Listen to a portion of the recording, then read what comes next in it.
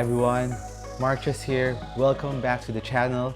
And today I'm very excited to bring you this performance review. The reason being is this is one of my favorite cushion from Under Armour way back. I experienced it first with the clutch fit drive.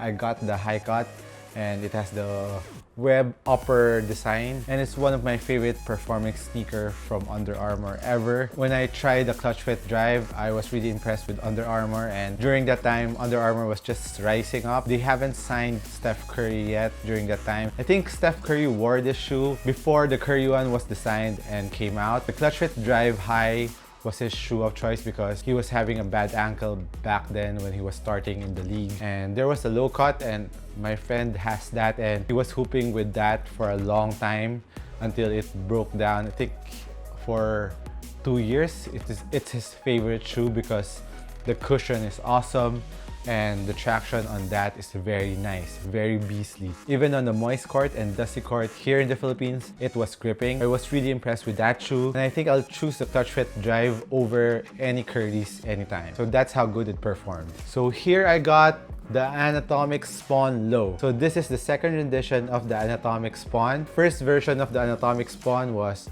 with a very futuristic design and carried the Micro G cushion, which is my favorite cushion from Under Armour. I don't like hover and charge that much because I feel that they're a little bit stiff, and for me Micro G is the best cushion Under Armour ever had. So they brought it back here in the ANATOMIX Spawn. The cushion on this one, let's start off with the cushion. It was amazing, but it's not as amazing as the clutch fit drive, but it's near that. I really miss how good the Micro G is. So with this one, cushion is awesome. Impact protection on this shoe, especially in the heel part, is very good. Look how chunky it is, but don't worry, don't sit high above this cushion, but around this area where you can see the creases are. The cushion also serves as the heel support, both laterally and medially. You can see here, there's also creases here. So impact protection of this shoe is very impressive. And as for the forefoot, impact protection is also there and enough bounciness, but I remember the clutch fit drive being very bouncy. This is a more muted one, so if you want that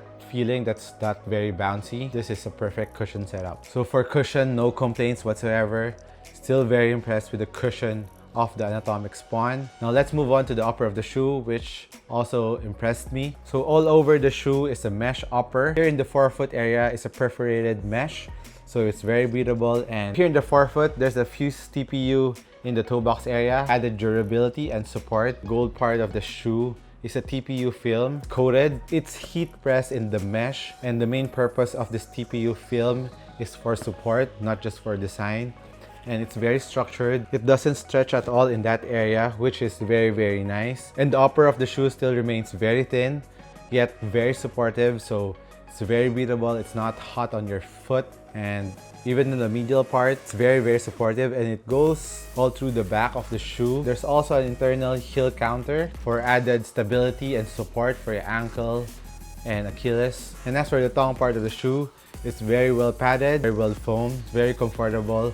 When I was wearing it, didn't find any discomfort even the first time I wore it. Even if the laces are very thin, it's very comfortable, it's very plush, so no problem there. And like what I've said earlier, if one TPU film is not enough, there's also another lateral TPU coated film inside for added support laterally when you're doing side steps and stopping laterally. So overall for the upper, very impressed. No complaints at all for the upper. The upper is very supportive, doesn't stretch, very breathable. There's enough Achilles pillow around the heel area, which is very dope. No heel slippage for me whatsoever. Now let's move on to the outsole traction of the shoe. First, I would like to touch up that the outsole goes up here laterally, and your laces are connected to the outsole, which is very dope. It gives you extra lockdown and support. When I was stopping laterally, I was stopping on a dime for a jump shot.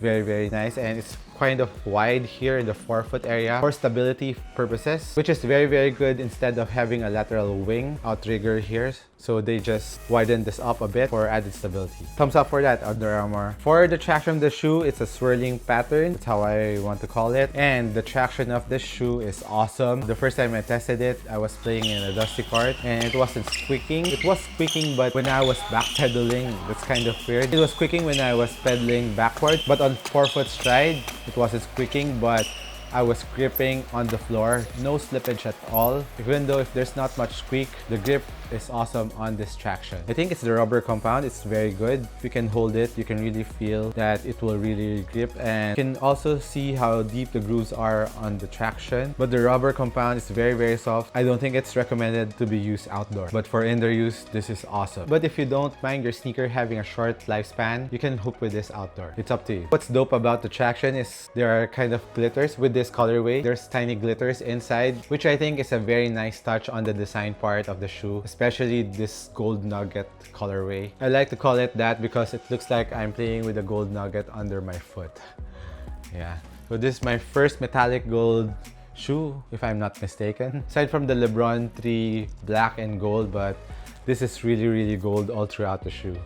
And very shiny. And I really like to put an emphasis on how good Under Armour designed the shoe. The Micro G went up here for additional heel support, and also the outsole, it really went up here and gives you maximum support all throughout the shoe. I wasn't slipping in the footbed in any way. I was really locked down in the shoe. So you can see here in the forefoot, there's a little bit space here in the toe box area, which I didn't mind. I wasn't slipping in any way around this area. I was really locked down in the footbed, and maybe because I went half a size down, instead of going through to size my 11 size, I went 10.5. If you're a regular footer, I recommend you go half a size down. But for wide footers, maybe go true to your size. So this Anatomics Spawn Low goes retail at 5,600 pesos or around 110 US dollars. It is really a very affordable shoe. It's a bang for your buck shoe, especially with the performance of the shoe.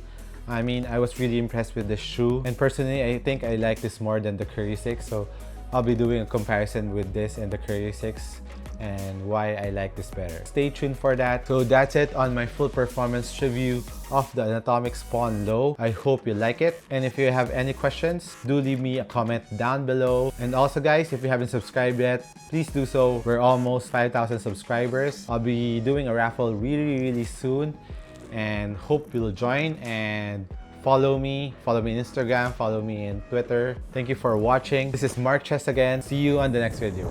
Peace.